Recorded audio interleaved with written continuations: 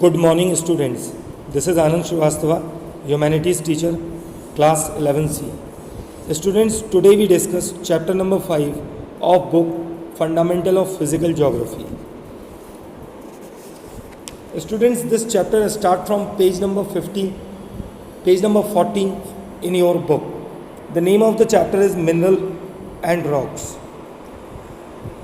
तो बच्चों, हम सभी लोगों को पता है कि हमारी जो पृथ्वी है वो कई अलग अलग एलिमेंट्स से बनी हुई है। बाहर से वास्तविकता में देखें तो ये सॉलिड फॉर्म में हमें नज़र आती है, जबकि इंटीरियर जो इसका अर्थ का है वो लिक्विड फॉर्म में है। आप लोग पहले ही इसके बारे में पढ़ चुके हैं कि हम अर्थ को इंटरनली 3 पोर्शंस में डिवाइड कर सकते हैं, जिसको हम क्रस्ट, मेंटल और कोर के फॉर्म में देख सकते हैं। मेंटल और क्रस्ट के बीच में आपको एक लेयर मिलेगी जिसका नाम एस्थेनोस्फीयर होगा, ठीक है। कोर को भी 2 फर्दर ग्रुप्स में डिवाइड किया गया है, जिसको हम इनर कोर और आउटर कोर के नाम से देख सकते हैं। अब अगर बच्चों आप देखें तो आपकी अर्थ क्रस्ट का जो 98% मटेरियल है वो oxygen, silicon, aluminium, iron, calcium, sodium, potassium, magnesium इस तरह से है, जो कि उन्होंने आपको एक टेबल में भी दिया हुआ है, जो नीचे आपको 5.1 टेबल में आपको वो देखने को मिल रहा है कि आप उसके अंदर देख सकते हैं कि किस तरह से ये मटेरियल आपकी अर्थ को कंस्ट्रक्ट करते हैं ना। अगर हम बाकी के बचे हुए मटेरियल्स के बारे में बात करें जो हमारी अर्थ क्रस्ट को बनाते हैं और वो काउंट होते हैं इनमें, वो है titanium, hydrogen, phosphorus, manganese, sulphur, carbon, निकल और इसके अलावा भी कई सारे एलिमेंट होते हैं। अब अगर हम देखें तो जो हमारी अर्थ क्रस्ट में एलिमेंट्स हैं वो एक्सक्लूसिवली बहुत रेयर फाउंड होते हैं और कंबाइंड होते हैं कुछ और एलिमेंट्स से। इसीलिए हम सभी इन सारे के सारे एलिमेंट्स को मिनरल्स के फॉर्म में काउंट करते हैं, क्योंकि वो आसानी से दूसरे और एलिमेंट्स से कंबाइंड नहीं होते हैं। तो इस तरीके से हम कह सकते हैं कि मिनरल नेचुरली अकरिंग ऑर्गेनिक और इनऑर्गेनिक वो सब्सटेंस है जिसके अंदर एन ऑर्डरली एटॉमिक स्ट्रक्चर हो या डेफिनेट केमिकल कंपोजिशन और फिजिकल प्रॉपर्टीज हो। A mineral is composed of 2 or more elements, but sometimes single element like sulfur, copper, silver, gold, graphite, etc. are found.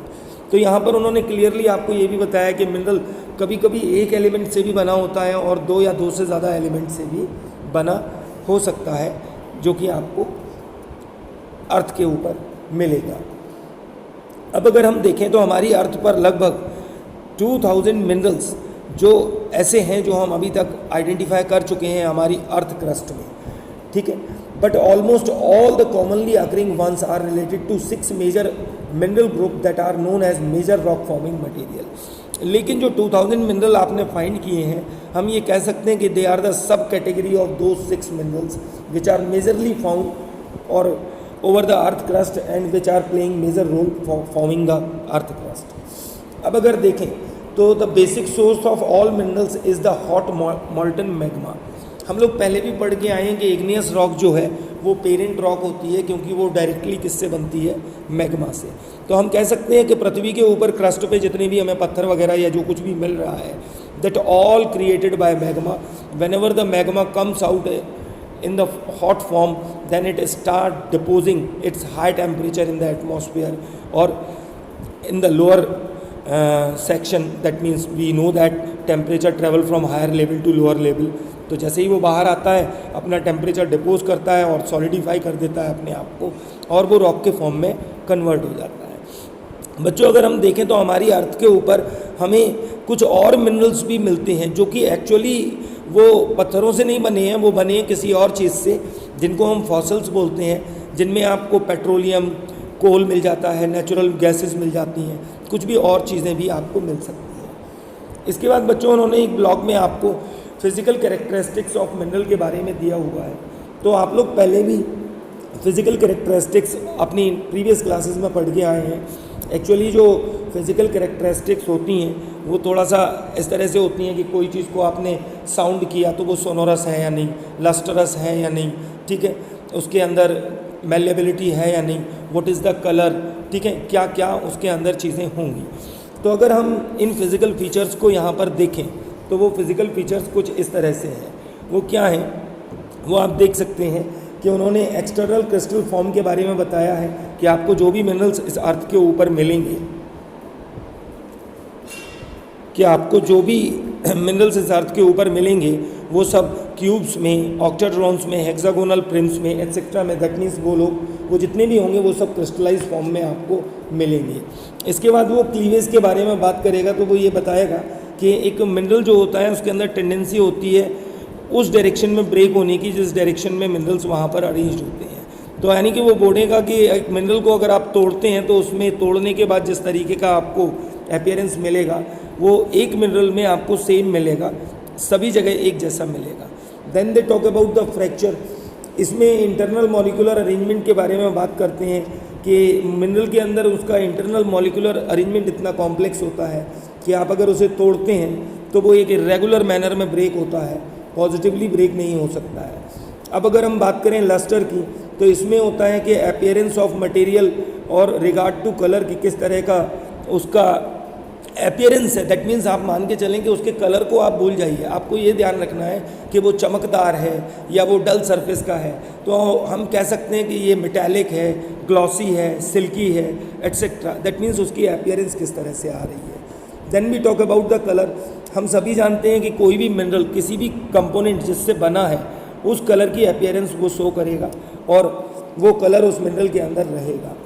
इसी तरह से उन्होंने ट्रांसपेरेंसी के बारे में, स्ट्रीक के बारे में, स्ट्रक्चर के बारे में, हार्डनेस के बारे में, स्पेसिफिक ग्रेविटी के बारे में, कि हर मिनरल के पास एक उसकी पर्सनल अपनी स्पेसिफिक ग्रेविटी होगी, इन्होंने डिस्कस किया हुआ है। अब आगे जो बात कर रहे हैं वो बात कर रहे हैं मेटेलिक मिनरल्स की। तो मेटेलिक मिनरल्स को अगर हम देखें तो हम 3 पोर्शंस में डिवाइड कर सकते हैं, that is precious mineral, then after ferrous mineral और नॉन फेरस मिनरल। तो अगर हम प्रीशियस मिनरल की बात करें तो precious mineral gold, silver, platinum ये इसमें काउंट हो जाएंगे। एंड देन आफ्टर अगर हम फेरस मिनरल की बात करें तो वो सभी एलिमेंट इसमें काउंट हो जाएंगे जो आयरन से रिलेटेड है। दैट मीन्स किसी भी तरह का एलॉय आपने बनाया हो बट लेकिन उसमें आयरन की प्रेजेंस होगी तो वो इसमें काउंट हो जाएगा। अब अगर हम बात करें नॉन फेरस मिनरल की, मेटल्स की, तो नॉन फेरस मेटल्स वो होंगे जिनके अंदर आप क्या करेंगे कि आयरन कंटेंट आपको नहीं मिलेगा, वो मेटल आपको यहाँ पे मिलेंगे, तो वो कैसे कहलाएंगे? नॉन फेरस मेटल कहलाएंगे। इनके एग्जाम्पल में आप copper, lead, zinc, tin, aluminium etcetera इन सारी चीज़ों को ले सकते हैं। Then we talk about the non metallic mineral. ये वो मिनरल्स हैं जो हमारी अर्थ के ऊपर पाए जाते हैं बट लेकिन ये मेटल की प्रॉपर्टी को शो नहीं करते हैं, ठीक है। So these minerals do not contain metal content. Sulfur, phosphorus and nitrates are example of non-metallic minerals. Cement is a mixture of non-metallic mineral. Particularly अगर हम देखें तो जो रॉक है वो भी एक नॉन मेटेलिक मिनरल ही है, ठीक है। अब अगर हम अर्थ के ऊपर रॉक के बारे में बात करें और उसकी पेट्रोलॉजी के बारे में बात करें तो petrology is a science of rock. Petrologist studies rocks in all their aspects, mineral composition, texture, structure, origin, occurrence, alteration and relationship with other rocks. बच्चों हम सभी जानते हैं कि पृथ्वी पर जितनी भी रॉक्स पाई जाती हैं वो 3 तरह की होती हैं और ये तीनों रॉकें किस तरह से होती हैं? इग्नियस रॉक, सेडिमेंट्री रॉक, और इग्नियस और सेडिमेंट्री ही बाद में एक्सट्रीम प्रेशर और हीट को गेन करके मेटामॉर्फिक रॉक में कन्वर्ट हो जाती है क्योंकि उसके अंदर रिक्रिस्टलाइजेशन हो जाता है, या हम कहें उसके मॉलिक्यूलर अरेंजमेंट जो होते हैं वो बिकॉज ऑफ हाई हीट और हाई बेकिंग और हाई प्रेशर वो चेंज हो जाते हैं। स्टूडेंट्स इस लेक्चर में हम लोग इतना ही करते हैं। In the next lecture we will discuss about the igneous, sedimentary and metamorphic rock. Thank you, have a nice day.